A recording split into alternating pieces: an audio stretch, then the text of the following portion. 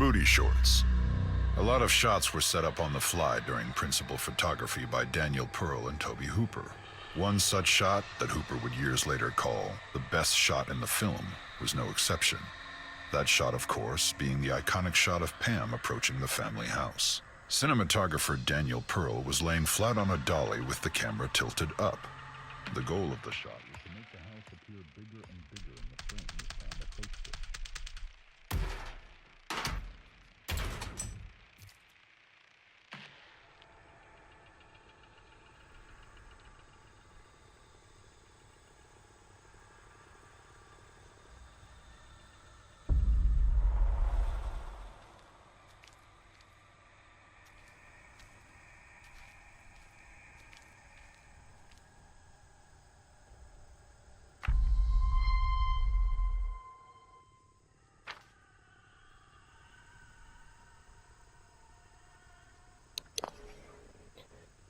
¿Qué tal, gente? Este es un nuevo modo que han metido. Hoy día parece. Ah, mira, ¿dónde está Buba? Se llama la Museum.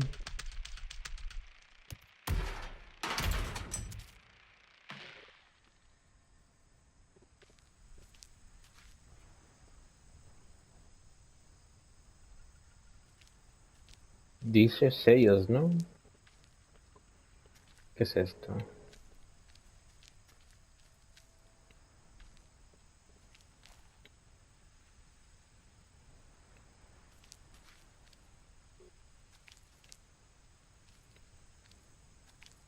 Una silla.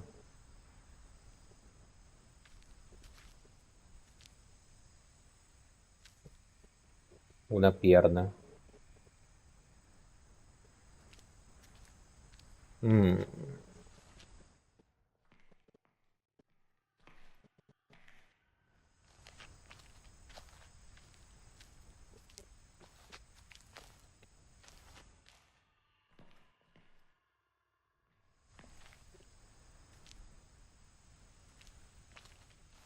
Vamos a explorar, ¿no? Stop and turn. Gunnar Hansen's stop and turn move was an accident. The boots that Gunnar Hansen wore had 3-inch lifts to make him taller, though because of this, if he didn't stop suddenly and then turn, he would lose his balance and fall. The weight of the chainsaw also impacted his movements due to its sheer weight. So after falling on the first take, Gunnar stopped, turned, and one of Leatherface's signature moves was born. Kim Henkel would call it the Keystone move. The shot of his signature move was recreated in the unrated gameplay trailer of our game.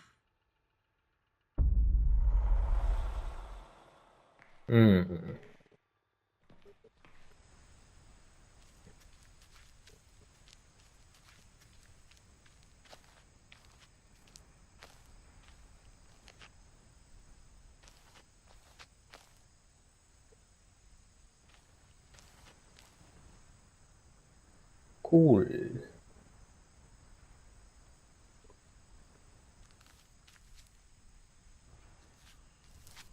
Buba. Leatherface. Ahora.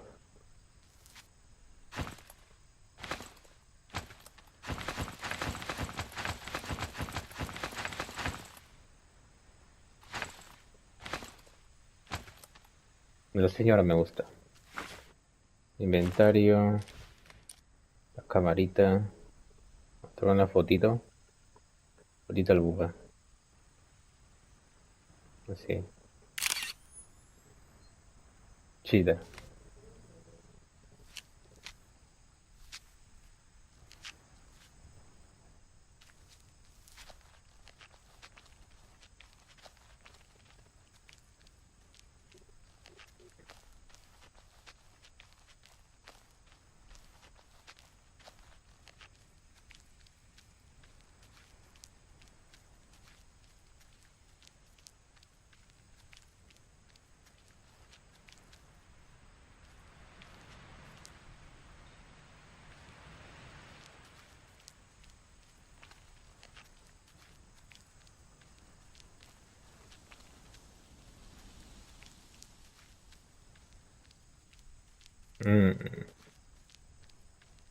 Dice que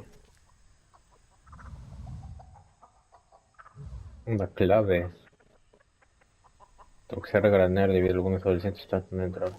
Si olvidas el código, mira en el camión.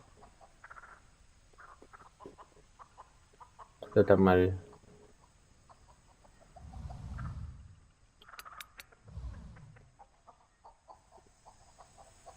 Camión. Ya, camión, algo de camión.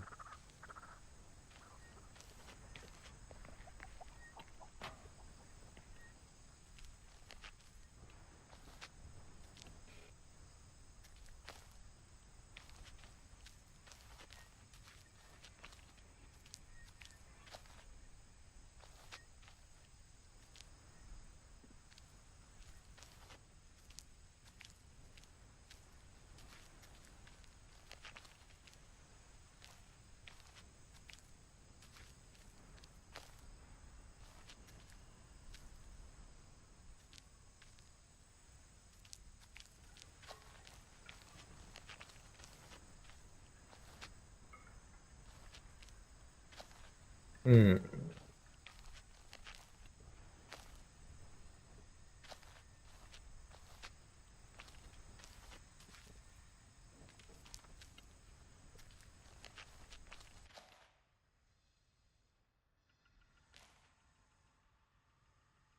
Fake hammer, real impact.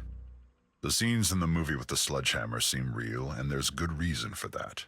Though the prop master Bob Burns made a fake hammer with a foam rubber head, there were still complications.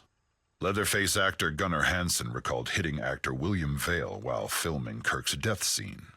I was completely charged up on adrenaline, skittishly hopping back and forth as if I were speeding.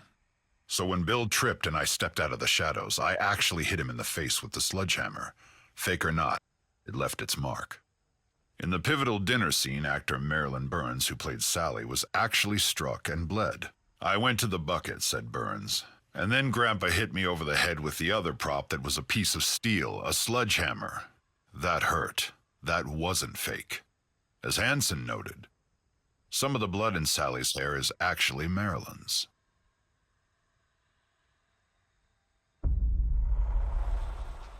O sea que la sangre es real.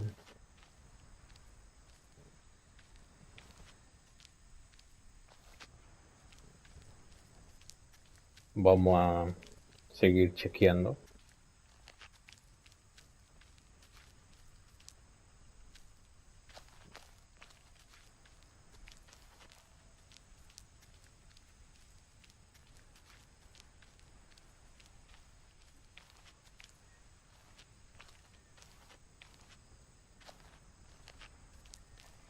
Y eso es todo, parece.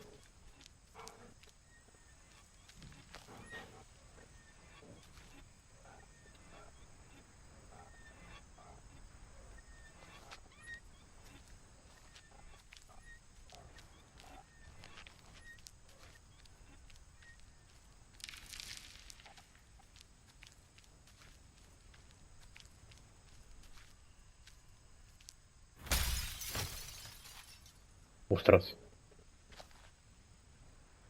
Escape hatch. When Sally, Marilyn Burns, escapes by jumping out the window, the glass was actually breakaway sugar glass, made by Bob Burns and Mary Church. In fact, Mary did the stunt of jumping out the window.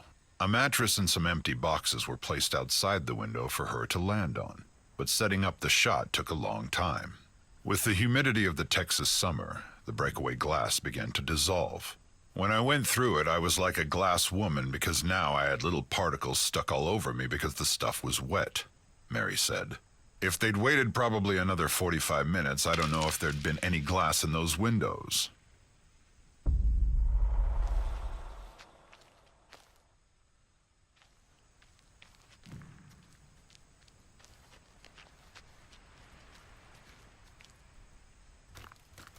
Y entramos.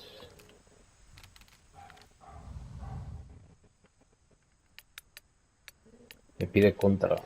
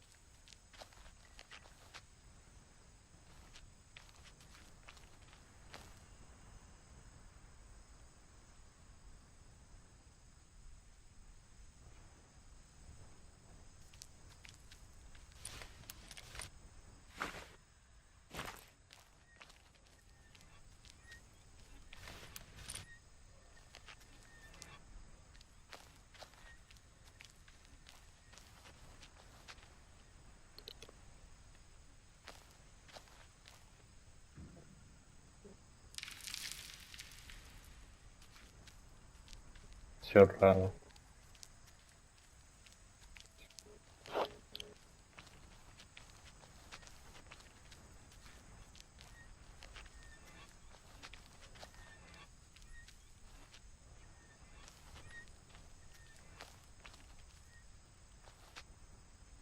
Car.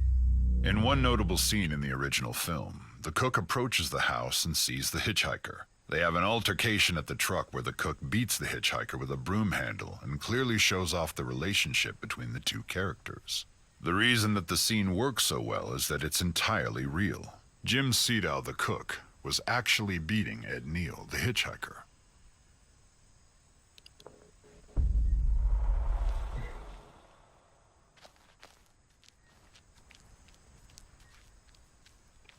Y ahora.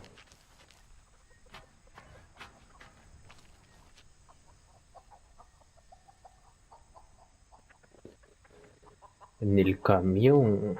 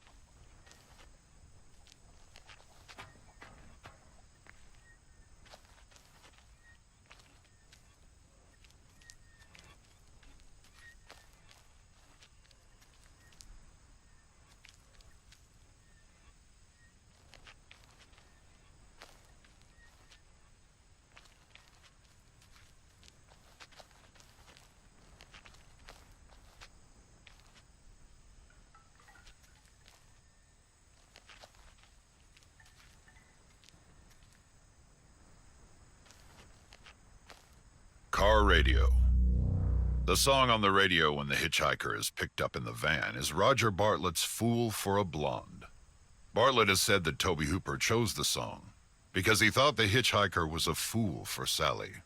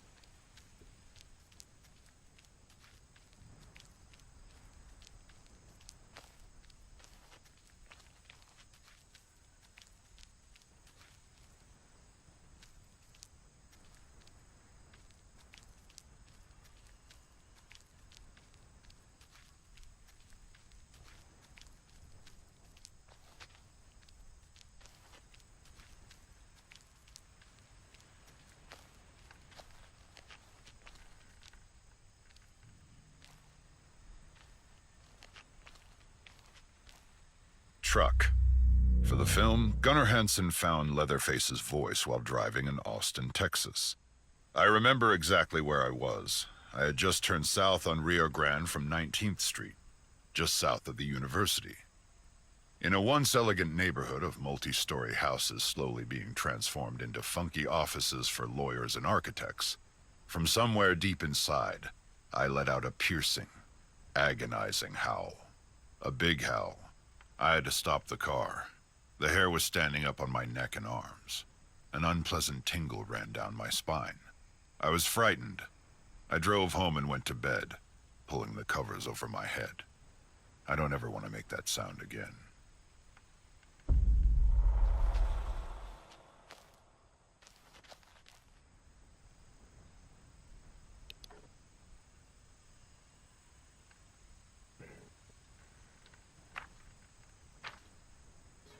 ¿La encuentro? ¿Qué es esto?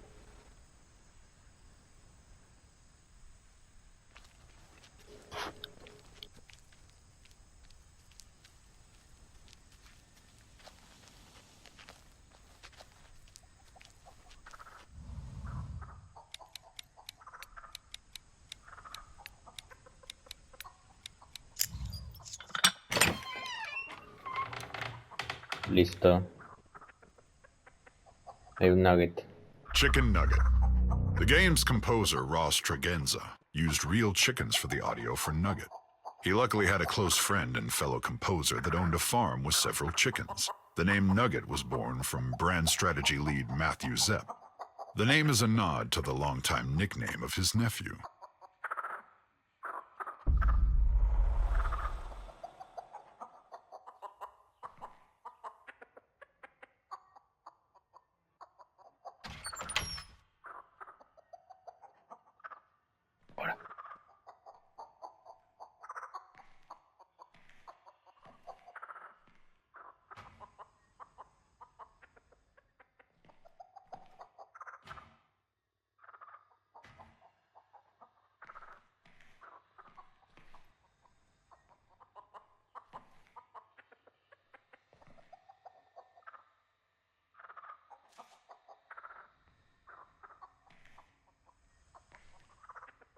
¿Qué más hay aquí?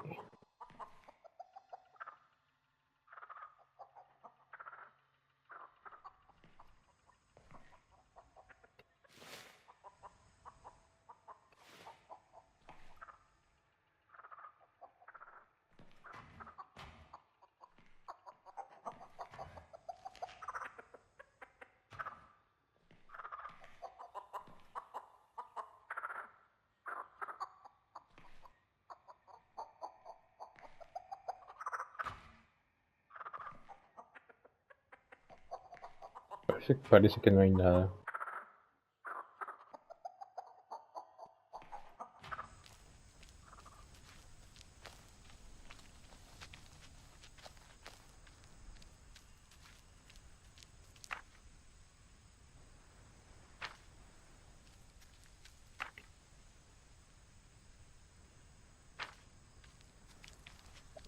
Ah, tengo que fotografiar, ¿no?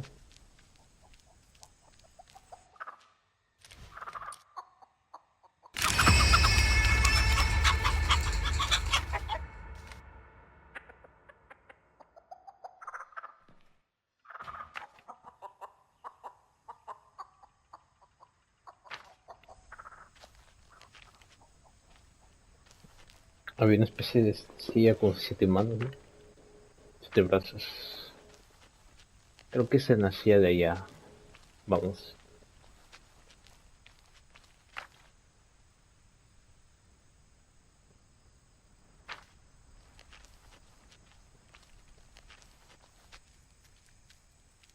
Yo lo pillo.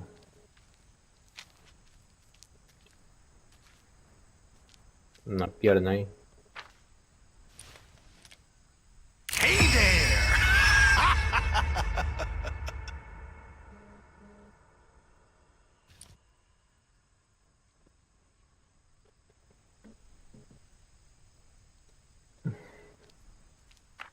Nice.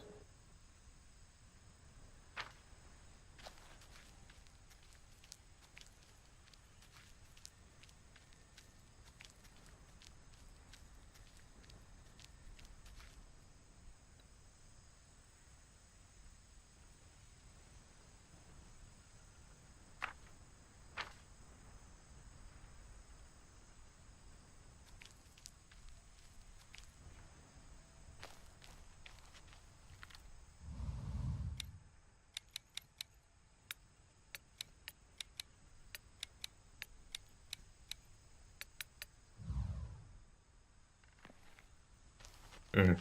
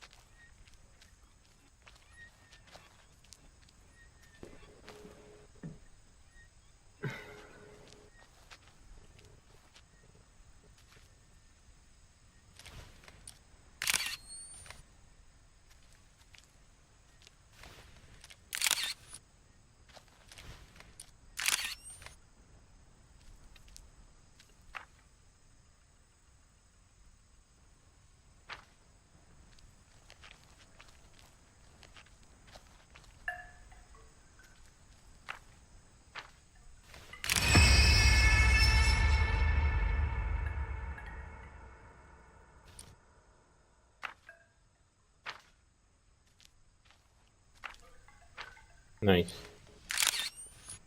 Tomar todo lo que se mueva.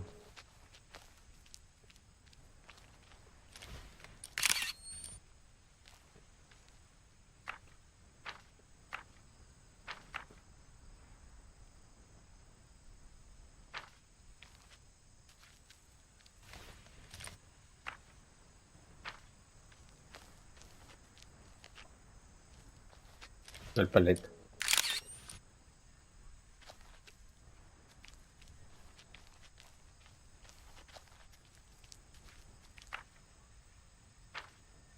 JKB.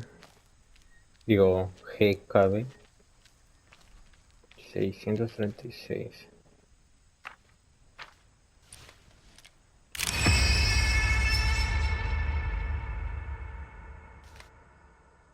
Listo. Ahora exterior. Supongo que el buba, ¿no? Vamos.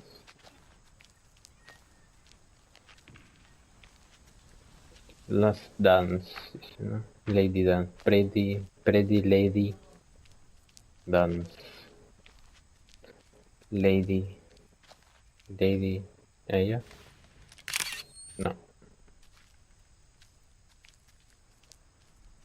Pongo el buba.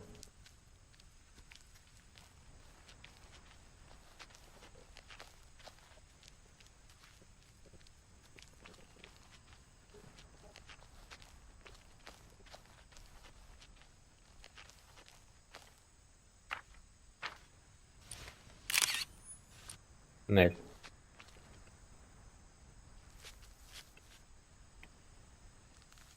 The opening shot. The armadillo in the opening shot of the film was an actual armadillo that production designer Robert Burns found on the side of the road and taxidermied himself. According to Robert Burns, the original script called for a shot of a dead dog on the side of the road, and then the camera would pan to the green van. After further thought, Tobe Hooper felt a dog was too domesticated to show in that light and deemed it too horrible for audiences. This is when an armadillo was decided to be their best bet, as it fit as a symbol for Texas. Robert Burns then found a dead armadillo on the side of the road and took it home himself to taxidermy the animal. This is how the opening shot of the film was born.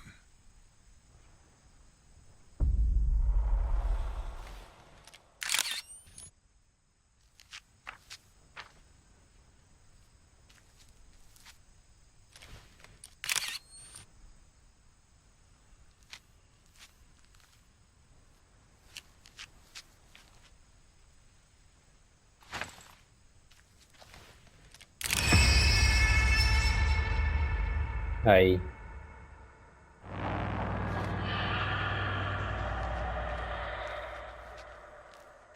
Entrego la lista. Vamos. Capaz con eso no se dejen entrar.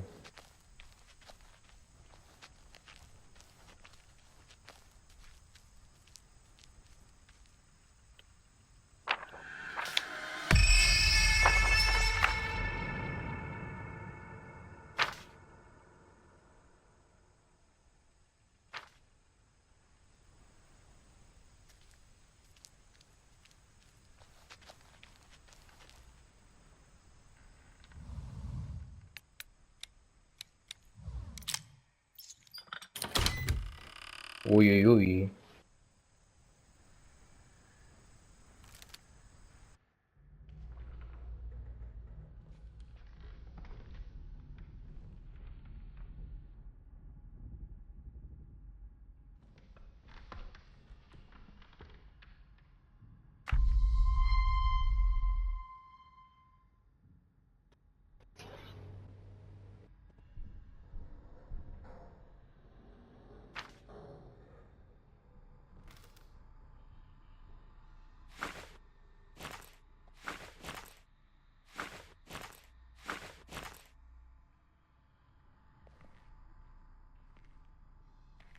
Uy, mira.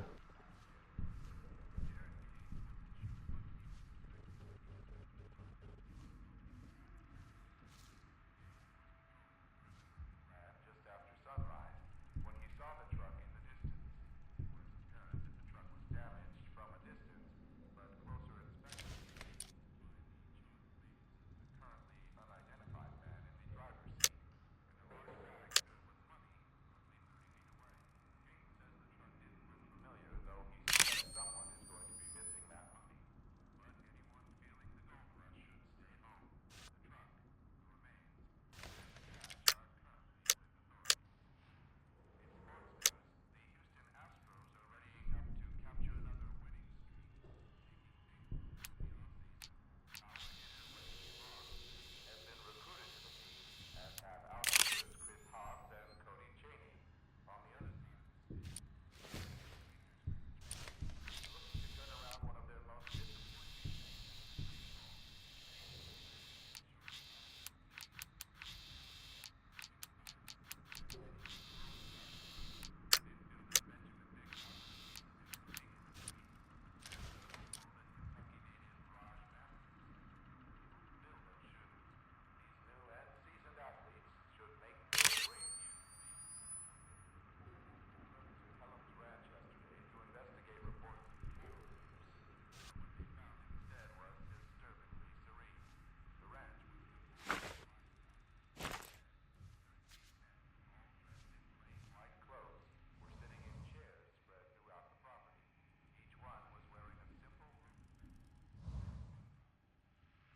copy of King James Bible.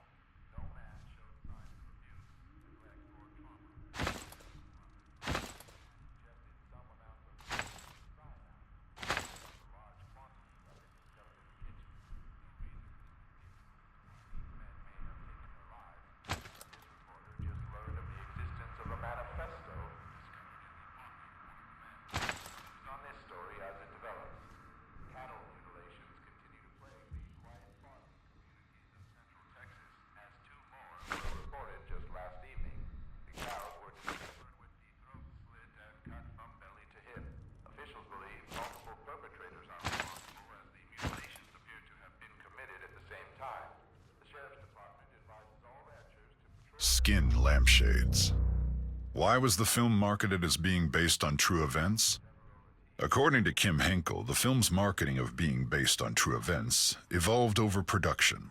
The famous crawl, for instance, was implemented to mark the story as an historical event that was more captivating, but wasn't meant to be taken seriously. Another inspiration for the story were tales Tobe Hooper was told by his family as a young child. They told him stories of a killer from Wisconsin that would use human skin for lampshades. This Wisconsin killer was the infamous Ed Gein.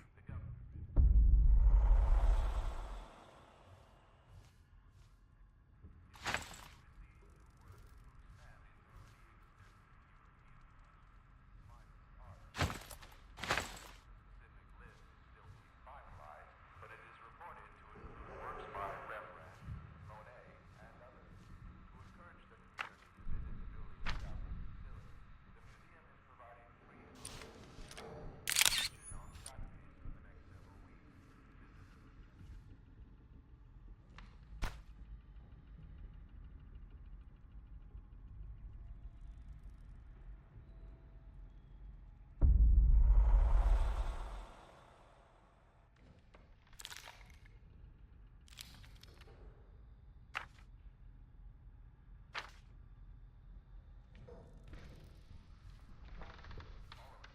The dinner scene. The infamous dinner scene was a long, trying shoot. Plastic surgeon W.E. Barnes created the makeup for Grandpa, and it took nearly 10 hours to apply to actor John Dugan. A lot of pieces and parts went into creating Grandpa's look. But because they were down to their last set of makeup parts, the crew had to shoot every scene involving Grandpa all in one day. The grueling shoot was one of the hottest days of the production, with temperatures over 100 degrees. The set windows were blacked out with black plastic in a house filled with cameras and lights that reached as high as 120 degrees inside.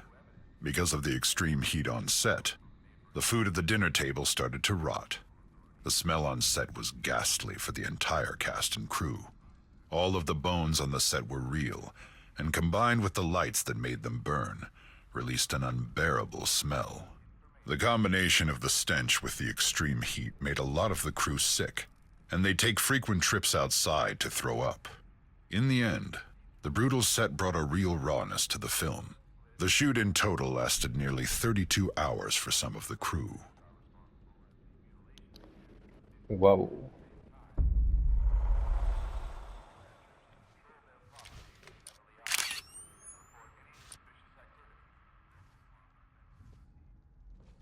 Makeup set. Gunnar Hansen shared a lot of praise for his fellow cast members. In the 40th anniversary Blu-ray release's audio commentary, Hansen notes that actor Jim Sedow, the cook, was probably the only actor in the movie who could look benign and then become extremely evil without any makeup. Cook.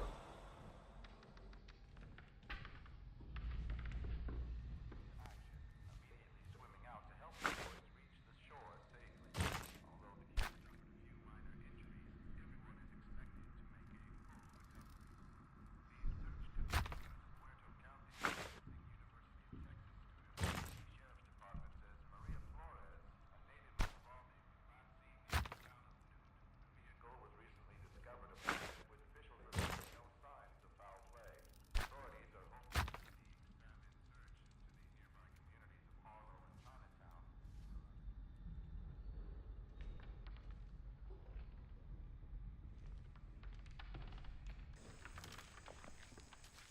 Vamos a cambiarle el traje al boba.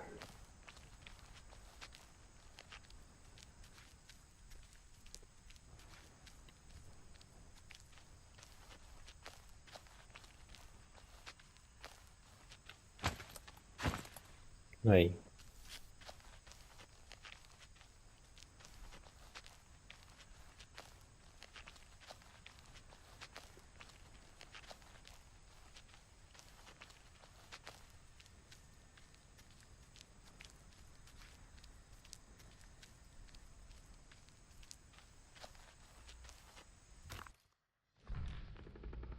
No, no le cambia. Be on the lookout for potentially dangerous animals that are not trained. Drug and rock music crime spree of local delinquents Travis Kyle and Kimberly Marie came to an end tonight as the pair were finally detained by Lee town. They are glorified by local media.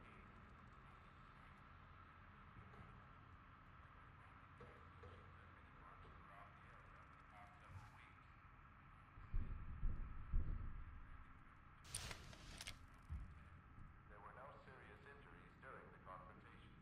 In sports news, the Houston Astros are readying up to capture another winning streak, making big moves in the offseason. Outfielder Wesley Fox has been recruited to the team, as have outfielders Chris Bond and Cody Cheney. Out of the state, the Texas Rangers management is looking to turn around one of their most disappointing seasons in baseball. The lead Cleveland Indians shortstop Mel Lee.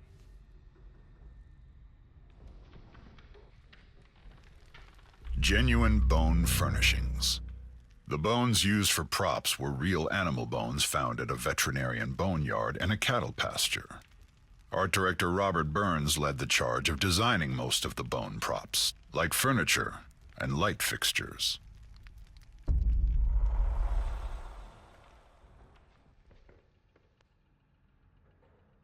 Scaring a child. In the original movie shoot, the caterer, Sally Nicolau, was married to the location sound recordist, Ted Nicolau. The day they shot the meat hook scenes, Sally brought their then 3-year-old daughter, Karina, to set when she was delivering lunch. Unfortunately, little Karina saw Terry McMinn, Pam, on the meat hook and began crying and screaming. Her father recalled, "I was in the living room while we were shooting that scene, and she came running in and skidded to a stop and just went completely white, started screaming and crying, and went running out of the house." Wow.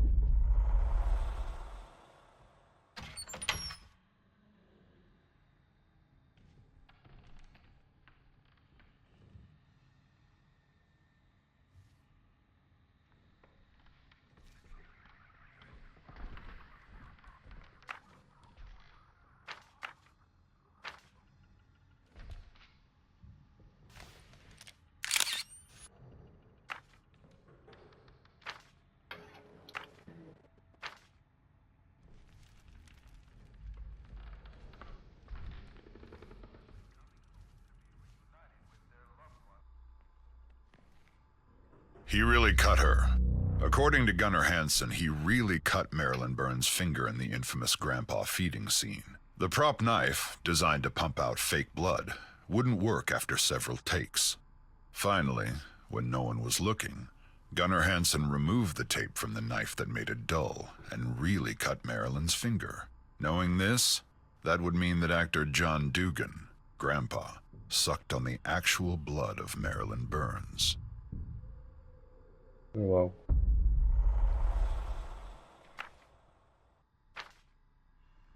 Kim and Toby before Texas. Kim Henkel and Toby Hooper met during the filming of Hooper's 1969 film Eggshells. 4 years later, they would go on to create the production company Vortex Inc. and co-create the Texas Chainsaw Massacre. Another Texas Chainsaw actor was also part of the Eggshells cast. Alan Danziger, better known as Jerry to Chainsaw fans, co-starred in the earlier film.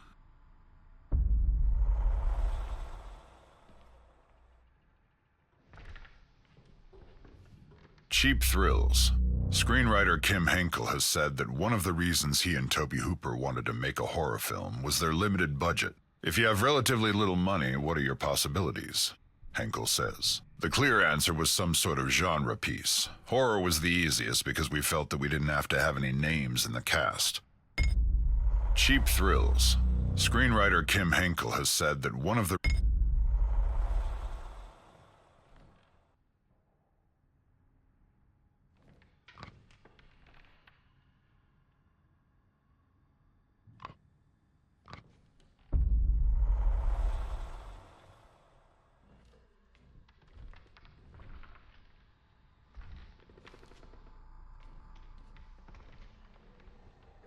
ashtray. Actors are paid varying amounts for their work in film. For his voiceover in the opening monologue of the film, John Larroquette was paid with a single joint. Recent reports, however, suggest that his rate has gone up. Friend of Leatherface. Since both of her parents were working on the film, 3-year-old Karina Nicolau was often on set and struck up a friendship with Leatherface actor Gunnar Hansen. He recalled their interaction.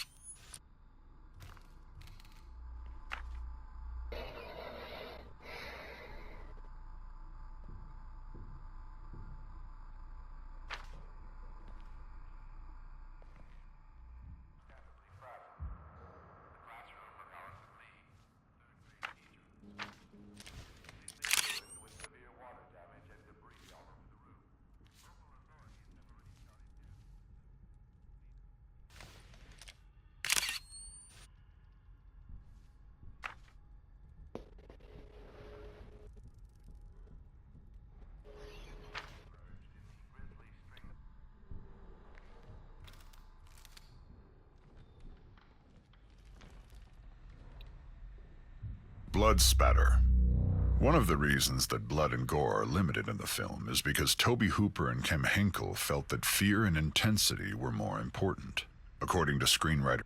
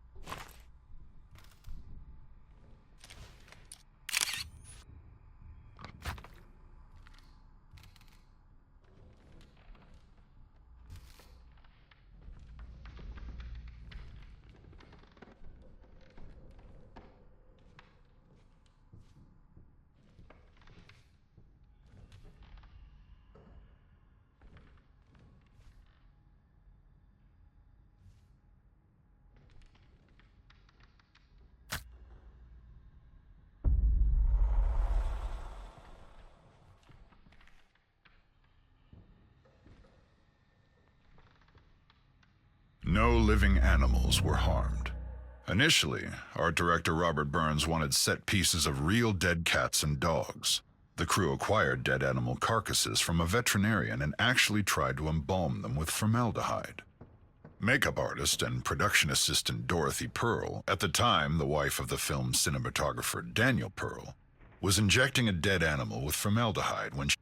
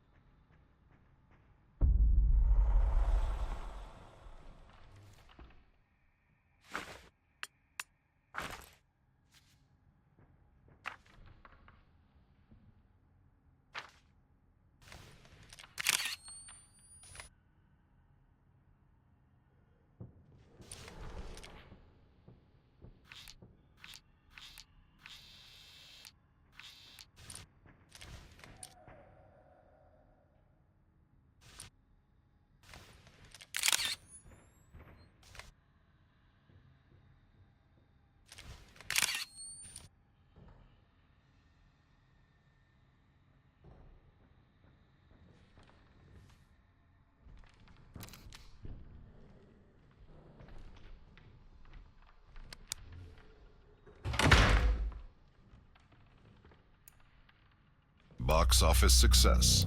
The Texas Chainsaw Massacre grossed over $30 million at the box office in North America and sold over 16 million tickets. With inflation, the film would have made over $150 million in box office earnings today.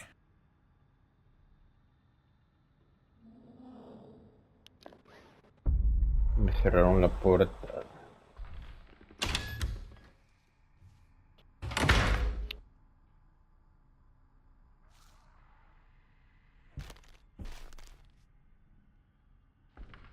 Production manager Ron Bozeman would go on to work on another film that featured cannibalism. In spring of '73, Kim Henkel and Tobe Hooper spent January and February of 1973 writing the script, but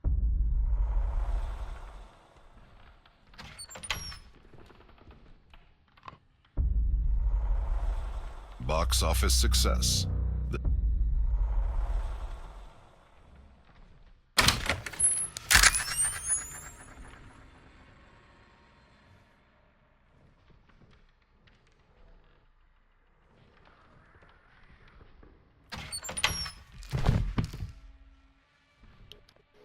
Uy, me ha asustado, bro. One outfit, 32 days.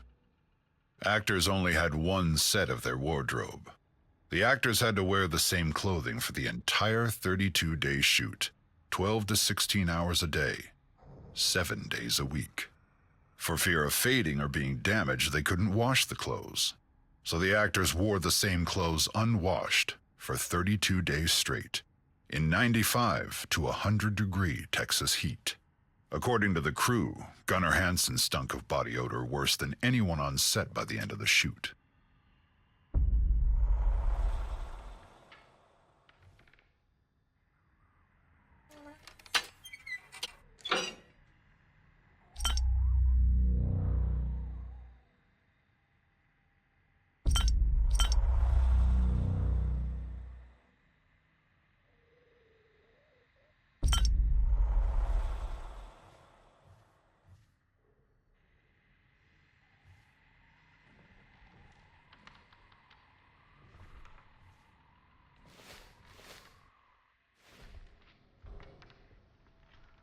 News of the day.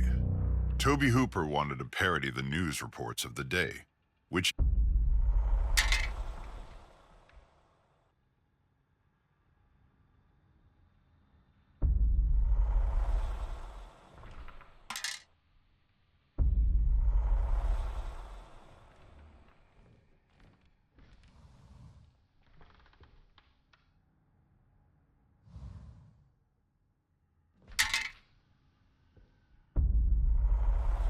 family name. The family has gone by several surnames throughout the course of the franchise. However, their original surname is Slaughter, though never spoken in the movie.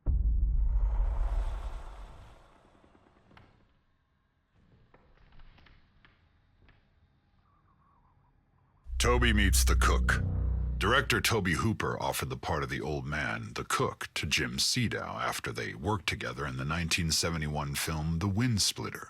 They were both a part of the cast in said film. Hooper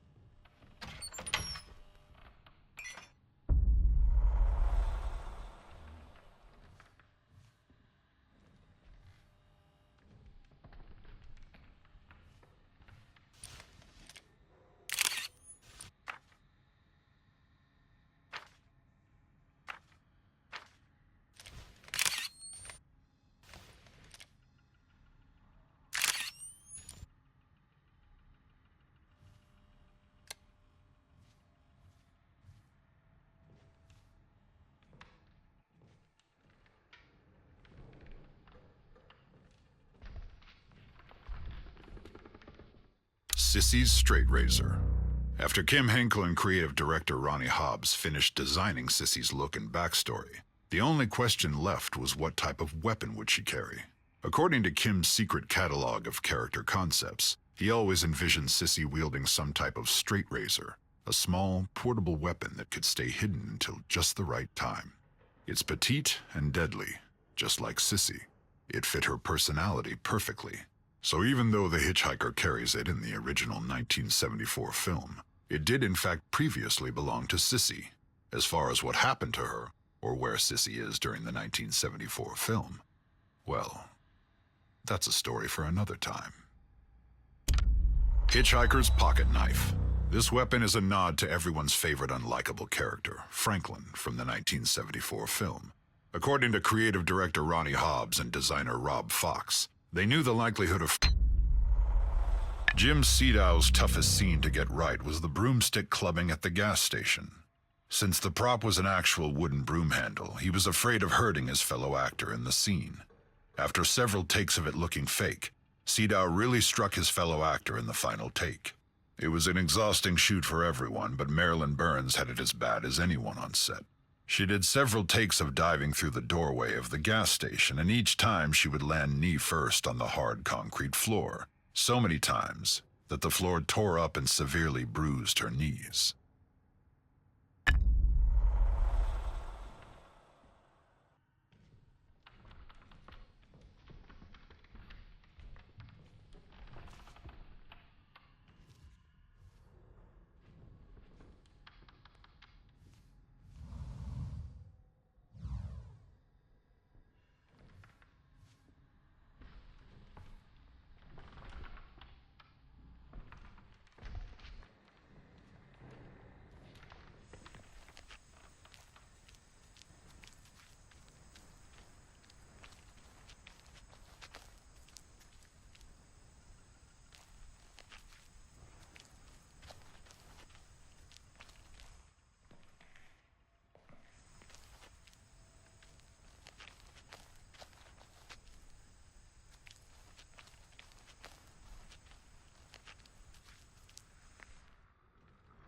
Preparing for the role.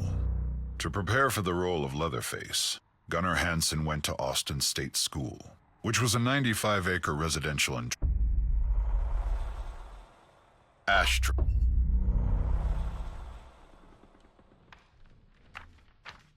Possible titles: The Texas Chainsaw Massacre.